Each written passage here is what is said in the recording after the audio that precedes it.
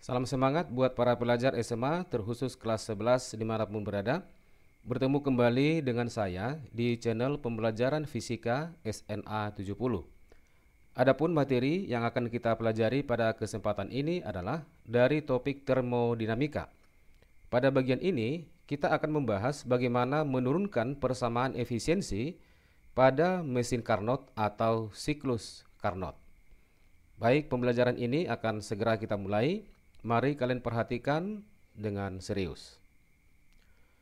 Pertama, kita perhatikan terlebih dahulu diagram antara tekanan dengan volume untuk siklus Carnot berikut ini.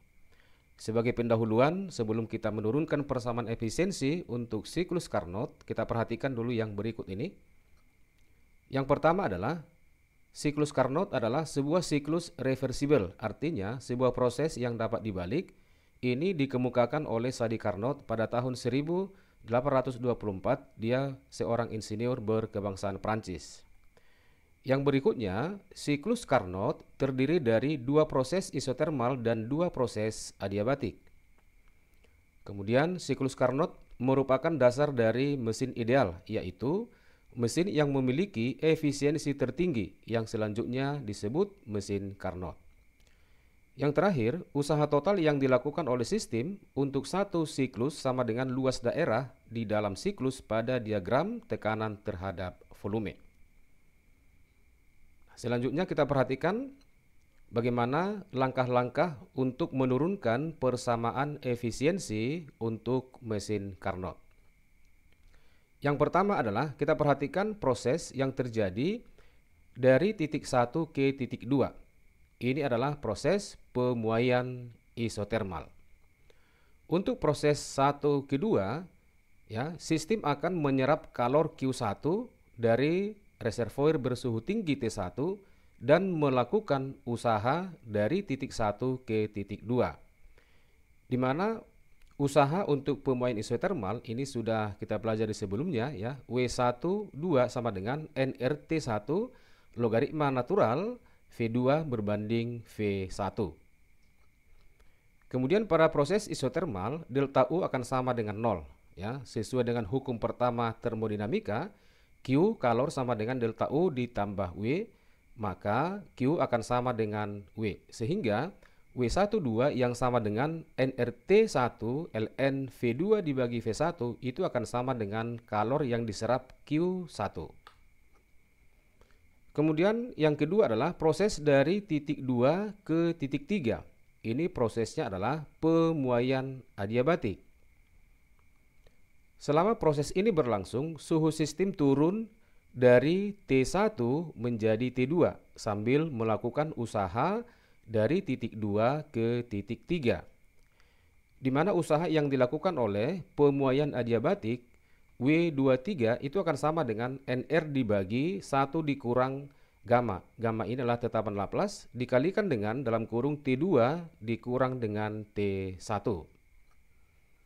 Selanjutnya untuk yang ketiga adalah proses dari titik 3 ke titik 4. Ini pemanfaatan isotermal.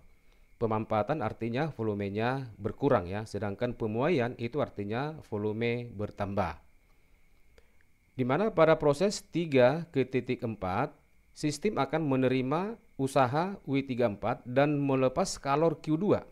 Ini melepas kalor keluar dari sistem ke reservoir bersuhu rendah T2.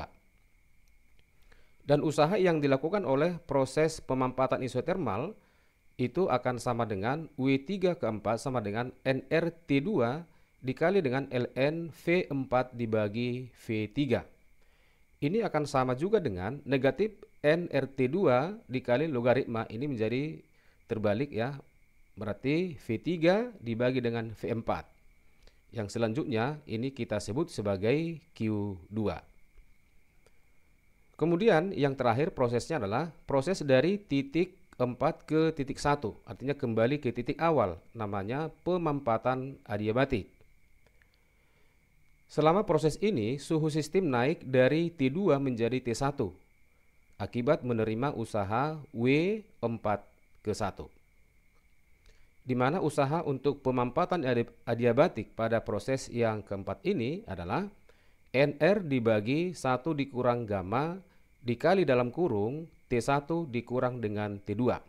Atau bisa juga kita tuliskan menjadi negatif NR dibagi 1 dikurang gamma, dalam kurung ini akan terbalik dari sini menjadi T2 dikurang dengan T1. Selanjutnya kita akan menentukan usaha total, yaitu untuk satu siklus.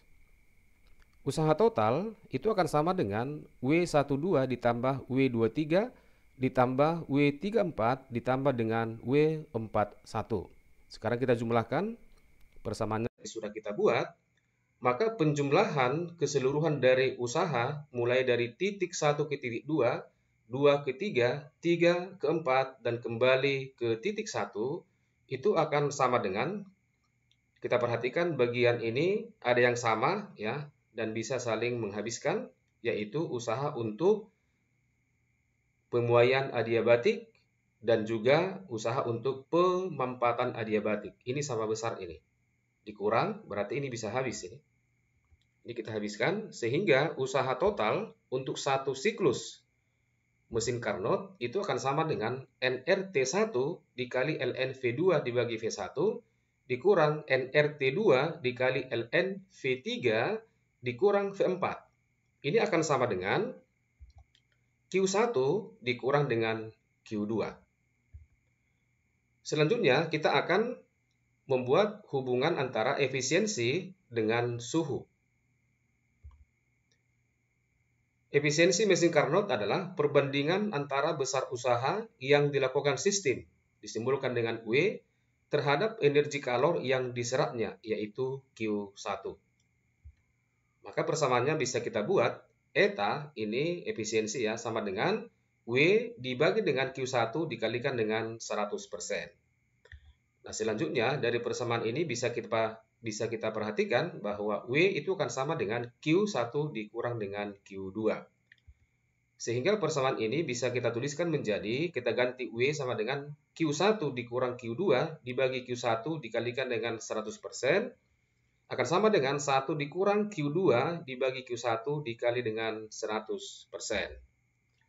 Kemudian persamaan efisiensi bisa kita tuliskan menjadi 1 dikurang NRT2 dikali ln V3 dibagi V4 dibagi dengan NRT1 ln V2 dibagi dengan V1 dikalikan dengan 100%. Kita perhatikan bagian atas dan bawah ini NR bisa saling menghabiskan, sehingga persamaan untuk efisiensi bisa kita tuliskan 1 dikurang T2 dikali ln V3 dibagi V4 dibagi dengan T1 dikali ln V2 dibagi dengan V1 dikalikan dengan 100%. Nah, kemudian kita akan membuat persamaan tambahan dari proses pemuaian adiabatik, ya, yaitu proses dari 2 ke titik 3. Berlaku hubungan perkalian T1 dikali dengan V2, ya. T1 dikali V2 dipangkat dengan gamma dikurang 1 akan sama dengan T2, ya, T2 dikali V3 dipangkat gamma dikurang dengan 1.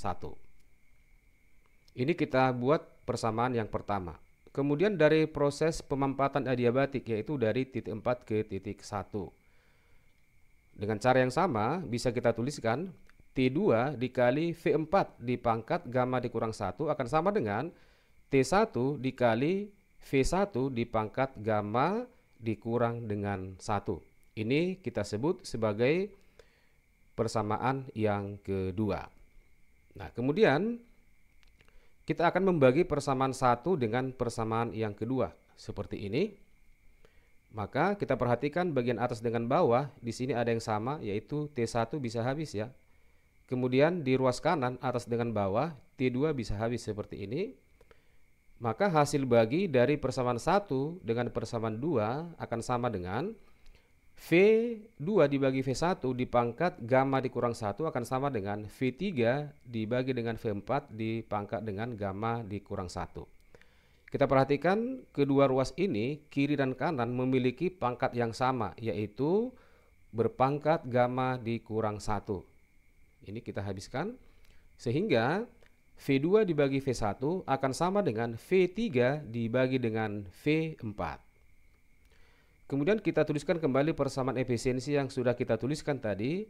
Eta sama dengan 1 dikurang T2 dikali ln V3 dibagi V4 dibagi dengan T1 dikali ln V2 dibagi V1 dikali 100%. Kemudian kita masukkan persamaan ini ya, di mana perbandingan V2 dibagi V1 itu sama dengan perbandingan V3 dibagi dengan V4. Artinya ln dari perbandingan V3 terhadap V4 itu akan saling menghabiskan dengan ln V2 dibagi dengan V1. Sehingga persamaan efisiensi yang berhubungan dengan suhu mutlak T itu akan sama dengan 1 dikurang T2 dibagi dengan T1 dikali dengan 100%. Nah, sebagai kesimpulan adalah untuk efisiensi mesin Carnot, kita bisa menggunakan dua persamaan. Yang pertama, hubungannya terhadap suhu. Ini yang barusan sudah kita turunkan. Ya, eta sama dengan 1 dikurang T2 dibagi T1 dikali dengan 100%. Kemudian persamaan yang kedua, tadi sudah kita buat, bisa kita gunakan eta sama dengan 1 dikurang Q2 dibagi Q1 dikalikan dengan 100%. Nah, sebagai kesimpulan dari persamaan ini atau keterangannya adalah T1 itu disebut dengan suhu reservoir tinggi dalam satuan Kelvin, kemudian T2 suhu reservoir rendah dalam satuan Kelvin, kemudian Q1 adalah kalor yang diserap sistem dalam satuan Joule, dan Q2 sama dengan kalor yang dilepas sistem juga dengan satuan Joule. Demikianlah pembelajaran kita kali ini, semoga bermanfaat. Sampai bertemu pada video pembelajaran selanjutnya. Selamat belajar dan tetap semangat.